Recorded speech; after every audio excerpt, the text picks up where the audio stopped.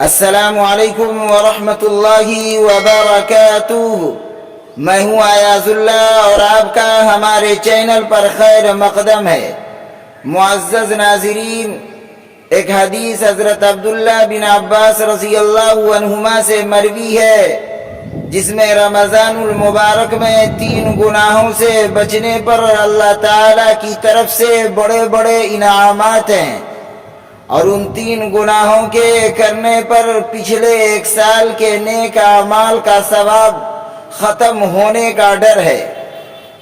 وہ حدیث یہ ہے کہ حضرت عبداللہ ابن عباس رضی اللہ عنہما فرماتے ہیں کہ رمضان شریف کے لیے جنت شروع سال سے لے کر آخر سال تک سجائی جاتی ہے۔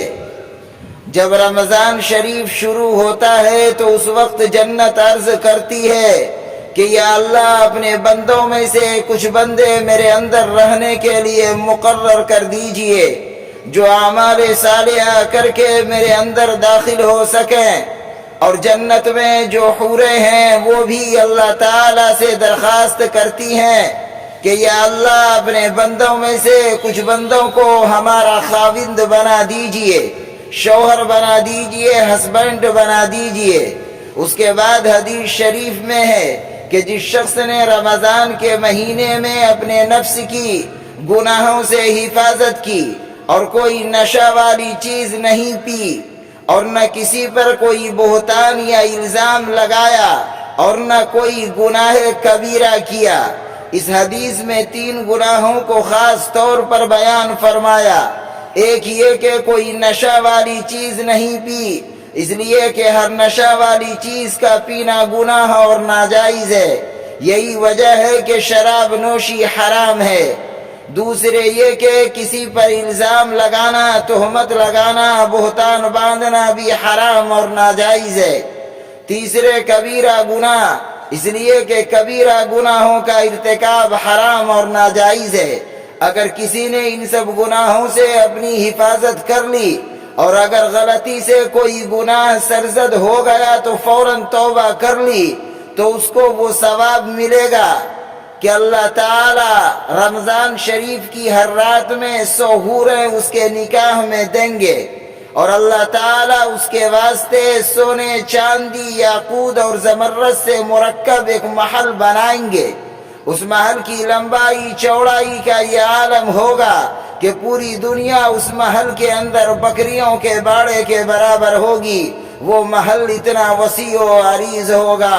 حضرات، یہ 3 گناہوں سے بچنے پر یہ انعام ہوگا۔ اور جس شخص نے اس مہینے میں کوئی نشہ والی چیز پی لی، یا کسی شخص پر کوئی بہتان اور تہمت لگائی، یا کوئی گناہ کبیرہ کیا، تو اللہ تعالیٰ اس کے پچھلے 1 سال کے نیک اعمال کا ثواب ختم کر دیں گے۔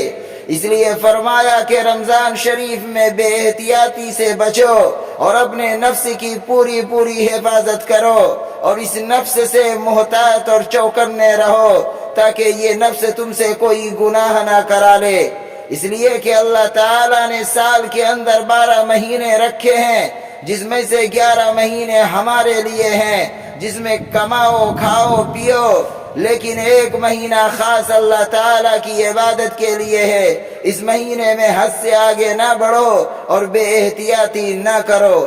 اس لیے یہ حدیث یاد رکھنے کی ہے کہ جس میں دونوں پہلو بیان کر دیے گئے ہیں۔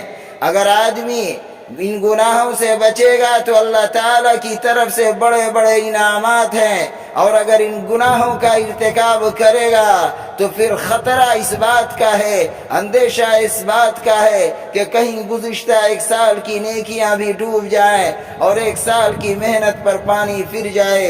اللہ تعالی ہم سب کو ان گناہوں سے بچنے کی توفیق عطا فرمائے، اور رمضان المبارک کے مبارک مہینے کے اندر زیادہ سے زیادہ اعمال کرنے کی توفیق عطا فرمائے۔ آمین۔